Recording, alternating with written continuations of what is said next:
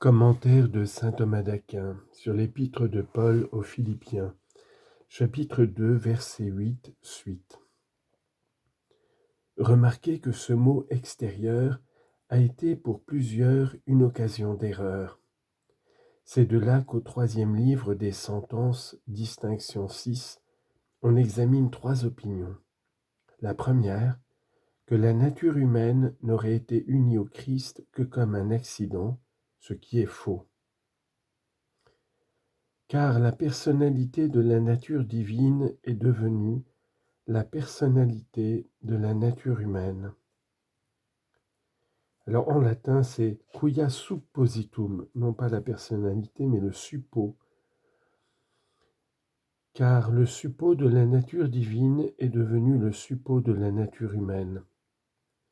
Cette nature humaine n'a donc point été unie à la nature divine par forme d'accident, mais elle lui est attribuée substantiellement. De plus, saint Paul réfute ici par avance l'erreur de Photin, qui a prétendu que le Christ était simplement un homme et n'était point né de la Vierge. En effet, il est dit au verset 6, ayant la forme de Dieu. Le Christ était donc dans la forme de Dieu avant de prendre celle de serviteur, qui le rend inférieur à son Père, puisqu'il n'a pas regardé comme une usurpation, etc. Il demeure donc établi que c'est en prenant la forme de serviteur qu'il a pu mériter. Ici également se trouve réfutée l'erreur d'Arius, qui a soutenu que Jésus-Christ était inférieur à son Père, car il n'a point regardé comme une usurpation, et celle de Nestorius, qui avança qu'il fallait voir dans l'incarnation du Verbe l'union d'habitation, c'est-à-dire Dieu habitant seulement dans l'homme, de sorte qu'autre est le Fils de Dieu, autre le Fils de l'homme. Mais Rabban remarque que l'apôtre appelle l'incarnation un anéantissement. Or il est certain que le Père et le Saint-Esprit demeurent avec le Christ. Il se serait donc aussi anéanti, ce qui est faux. De plus, l'apôtre dit, il s'est anéanti lui-même.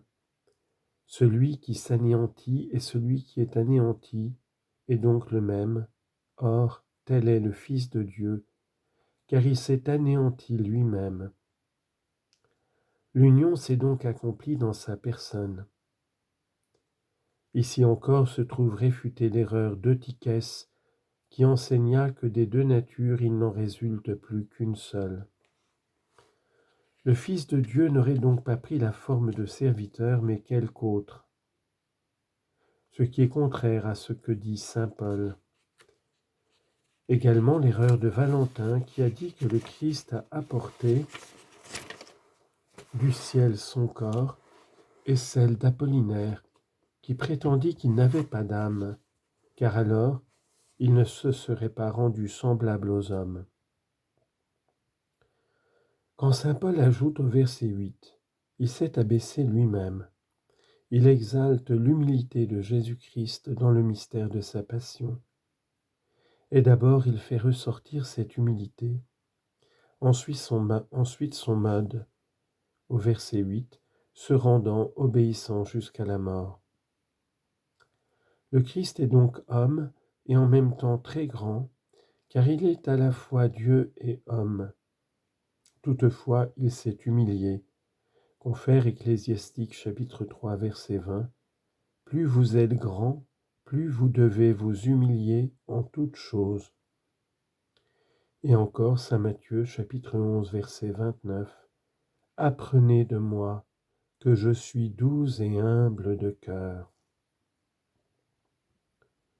En grec, mathete apemou, hoti praoseimi kai tapeinos tes cardias.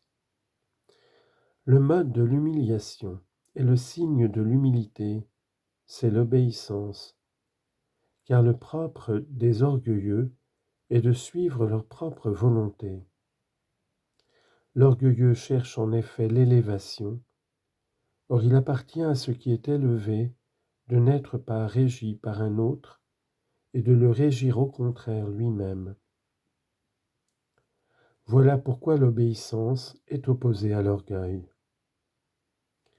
L'apôtre, voulant donc montrer la perfection de l'humilité et de la passion de Jésus-Christ, dit : il s'est rendu obéissant, car s'il avait souffert autrement que par obéissance, il n'aurait pas été également recommandable. C'est en effet l'obéissance qui donne le mérite à nos souffrances. Comment le Christ a-t-il pu se rendre obéissant ?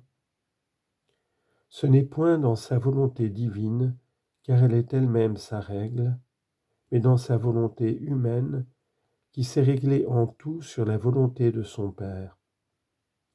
Confère Matthieu chapitre 26, verset 39. Néanmoins, qu'il en soit non comme je veux, mais comme vous le voulez. Et c'est avec raison que saint Paul introduit dans la passion du Christ l'obéissance, car la première prévarication est venue par la désobéissance. Confère Romains chapitre 5, verset 19. Car comme plusieurs sont devenus pécheurs par la désobéissance d'un seul, ainsi plusieurs seront rendus justes par l'obéissance d'un seul. Proverbe chapitre 21, verset 29. Celui qui obéit sera victorieux dans ses paroles. Que l'obéissance en Jésus-Christ ait été grande et digne de louange, la chose est évidente. Car l'obéissance est grande quand, contre son propre mouvement, elle se soumet au commandement d'un autre. Or, le mouvement de la volonté humaine la porte à deux choses, à la vie et à l'honneur. Mais le Christ n'a pas refusé la mort. Confère 1 Pierre chapitre 3 verset 18. Jésus-Christ a souffert la mort une fois pour nos péchés. Il n'a pas non plus refusé l'ignominie, ce qui fait dire à saint Paul, verset 8, il s'est rendu obéissant jusqu'à la mort, et jusqu'à la mort de la croix, qui est le comble de l'ignominie. Confère Sagesse, chapitre 2, verset 20. Condamnons-le à la mort la plus infâme. Ainsi donc, il n'a repoussé ni la mort, ni le genre de mort le plus ignominieux.